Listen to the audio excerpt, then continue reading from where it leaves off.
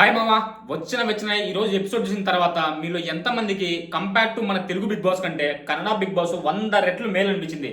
ఎందుకంటే ఇక్కడ జడ్జెస్ క్లియర్గా వీళ్ళు ఏదైతే చెప్తున్నారో వాళ్ళ కంటెస్టెంట్స్ క్లియర్గా యాజ్ యూజువల్ ఫాలో అవుతున్నారు. అట్లీస్ట్ వాళ్ళ అభిప్రాయం ముందు పెట్టి వాయిస్ రేజ్ చేద్దాం అనేదే లేదు. ప్రతి ఒక్క జడ్జెస్కి వచ్చేసి ఈ బిందు మాధవ్ వచ్చేసి నువ్వు లేడీ టైగర్ అని ఉప్పొంగిపోవడము, ఈమెకు వచ్చి కొంచెం ఫ్లడ్డింగ్ చేస్తాను ఇట్లా అనడము, నువ్వు సైలెంట్ స్టార్ అని ఇట్లా అనడము, ఎవరి కొద్దో ఇచ్చుకుంటూ పోతుంటే ఇట్లే పోతుంది తప్పక ఒక కాంట్రవర్షియల్గా ఆపోజిట్ కంటెస్టర్లది ఉన్నది ఉన్నట్టుగా మాట్లాడే వాళ్ళది ఏదీ లేరు. ఈరోజు డీమాన్ పవన్ హౌస్లోకి ఎంటర్ అయిన తర్వాత లిటరలీ చాలా హ్యాపీ అనిపించింది. ఎందుకంటే అలాంటి కంటెస్టెంట్ మళ్ళీ ఏ సీజన్లో కూడా రాడు.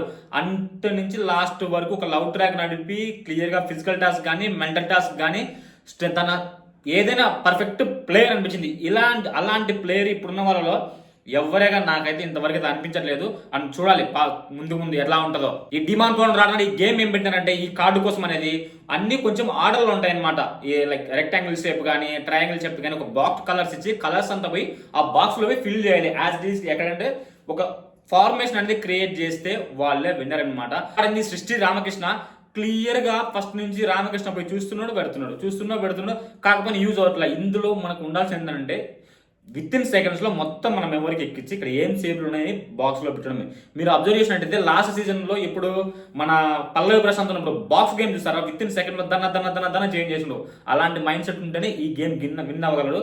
కానీ దీంట్లో గెలిచి సృష్టి సూపర్గా ఆడింది. అండ్ అతనికంటే కొంచెం ఫాస్ట్ అన్ని అవగాహన చేసుకుని అన్నిసార్లు చూడకపోయినా సృష్టి గెలిచింది అండ్ వెల్ డిజర్వ్ అనిపించింది. సెకండ్ టాస్క్ వచ్చేసి దివ్య ఎంటర్ అయింది. దివ్య ఇళ్ళకి ఇచ్చిన టాస్క్ ఏంటంటే బాగి ప్రియా వీళ్ళిద్దరికి టాస్క్ ఏంటంటే కొన్ని ఎక్విప్మెంట్స్ అన్ని ఉంటాయి కదా, గిటార్ కావచ్చు, స్కెల్టోన్ కావచ్చు, ఇదంతా సైజెస్ ఎంతెంత సైజెస్ ఉన్నాయా అనేసి ఒక మెజర్ బోర్డు ఉంటుంది.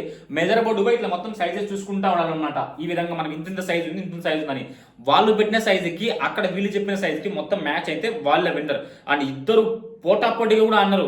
ఇది విచ్ ఈజ్ సూపర్ అనిపించింది. ఎందుకంటే ఆ నియరెస్ట్ మన మధ్యలో పోయి జడ్జెస్ డిస్ప్లే పెట్టినా మన మామూలుగా ఇంత లెంత్ ఉంది ఇంత అని ఈ గేమ్ కూడా కొంచెం ఇంట్రెస్టింగ్ అనిపించింది. అండ్ పెట్టినా కూడా బాగి తూలిరి విన్ అయింది which is good. And third task లో మాత్రం నిజంగా వేరే లెవెల్ అయ్యా. ఈ టాస్క్ నేనైతే అసలు ఎక్స్పెక్ట్ చేయలేదు. ఫస్ట్ అంటే ఇది ఎంత తుపాస్ లాగా ఉంది, ఇదేం గేమ్ నాయన అనుకున్నా. కానీ మన మాస్క్ మ్యాన్ పెట్టిన తర్వాత ఈ మాస్క్ మ్యాన్ గురించి మాట్లాడుకునేది ఏంటంటే ఎక్కడి నుంచి ఎక్కడ దాకా జర్నీ. ఎప్పుడంటే ఈయన మాత్రం కన్నడ బిగ్ బాస్ సూట్ అవుతుంది అనిపించింది. అంటే ఫస్ట్ లో జడ్జెస్ ని అల్లాడిచ్చిన ఒక ఆట వాళ్ళ మాట్లాడడానికి ఆపోజిట్ లో ఇచ్చేసి ఇట్లిచ్చేసి అల్లాడిచ్చినాడు. కాకపోతే లాస్ట్ వరకు ఉండలేకపోయాడు, ఏదేదో జరిగి.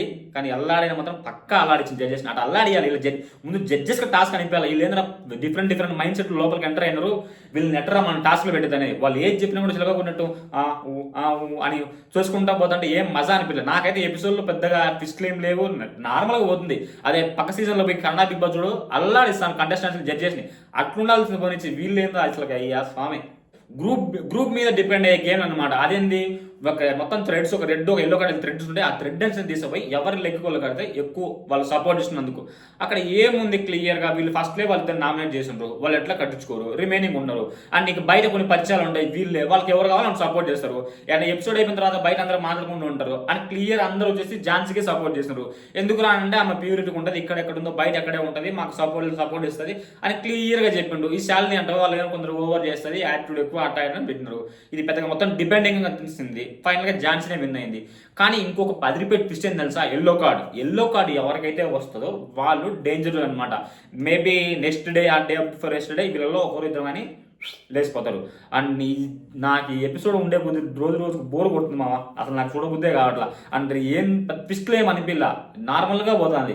అండ్ అగ్నివేర్ 2 అంటే నేను వేరేది ఏదేదో ఎక్స్పెక్ట్ చేసిన ఉన్న కంటెస్టెంట్స్ కూడా కనీసం మారి వాళ్ళకి వ్యతిరేకంగా మాట్లాడి మేము ఎందుకు చేయాలి, అసలు మాకే ఎందుకు పెడుతున్నావు అనే ఇట్లా క్వశ్చన్ రైజ్ చేసే వాళ్ళు లేరు అనిపించింది. నీకు నిజం అనిపించిందా లేదా చెప్పు, నీకు ఏమనిపించిందో కమెంట్ చేసి నీ అభిప్రాయం ఏంటో మర్చిపోద్దు మామ. అండ్ ఇంకా సబ్స్క్రైబ్ చేసుకోతే